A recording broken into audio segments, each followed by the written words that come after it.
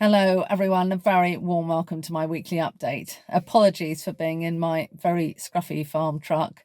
It is blowing a hoolie outside, and I've just got a short window of time on the farm this morning. So I'm trying to get a multitude of things covered off. So I've always used this update just to give you a bit of a snapshot, really, of what I've been up to, of what the NFU is doing on your behalf.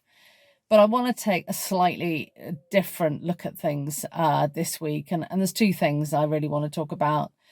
And one is our mental health and well-being, and the absolute need for us, if we're not feeling well, if we're not okay, that we do seek help. There's been some amazing things going on to shine a light, quite literally, on mental health and well-being. We had Ollie Harrison and Martin Williams driving their combine from John O'Groats to Land's End, and also raising money, not just for mental health, but for children's cancer charities too. And then right now, at the moment, we've obviously got Andy and Linda Eden, who are going from Scotland through England to Wales, ending up in Land's End. And in between times, next Thursday, they will be driving the tractor into Parliament as well. They've got an amazing beacon on the front of the tractor, which is called Len's Light. And this is in memory of their son, who very sadly took his own life on New Year's Day last year.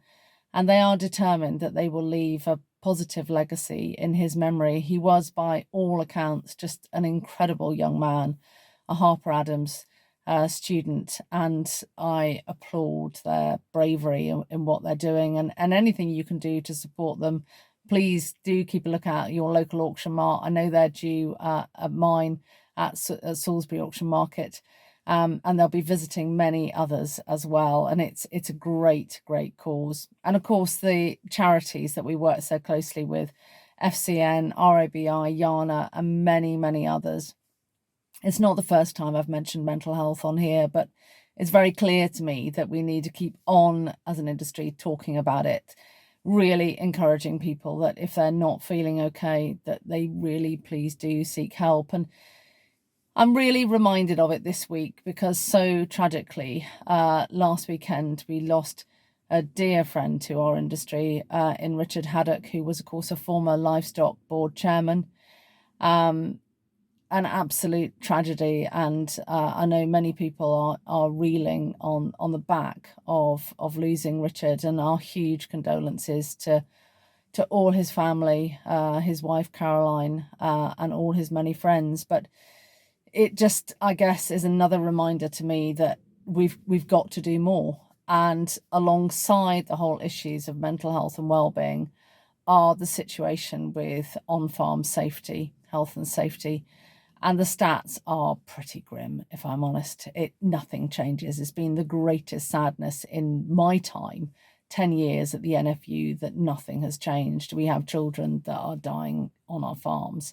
If you are over 65, you are 3 times more likely to suffer a fatal accident.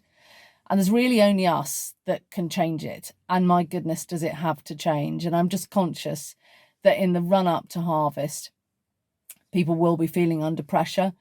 Who knows what the weather will chuck at us? Who knows how much more challenging it could be? And it's just to say to everybody that there is nothing more important than coming home safe. There really isn't. And it's just to encourage everyone that you really do take care of yourselves, your families, and the people that work within the business. And so we've got to keep talking about it. We've got to talk about it more. And maybe on this, I don't talk about it enough, but it's the single greatest sadness to me that in 10 years, things haven't improved. And effectively, I haven't moved the dial. I keep talking about I've moved the dial. We've moved the dial positively on many things. We haven't moved the dial on this one. And we've got to, because it matters much more than anything else. So once again, I always say it, and I couldn't mean it more. Wherever you are, please do take care. Do look after yourselves. And I really look forward to speaking to you again next week. Many thanks.